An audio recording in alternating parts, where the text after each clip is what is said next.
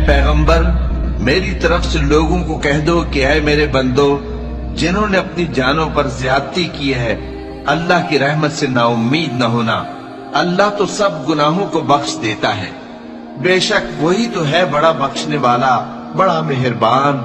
और इससे पहले कि तुम पर अजाब आ वाक़े हो, अपने परवरदिगार की तरफ रुजू करो और उसके फर्माबरदार हो जाओ, वरना बाद में तुमको मदद नहीं मिलेगी।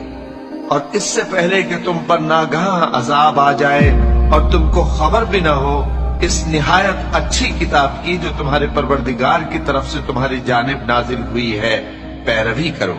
ऐसा न हो कि उस वक्त कोई शख्स कहने लगे कि हाय उस कोताही पर अफसोस है जो मैंने अल्लाह का हक मानने में की और मैं तो हंसी ही करता रहा। या ये कहने लगे कि अगर अल्लाह मुझको हिदायत देता तो मैं भी परहेजगारों में होता।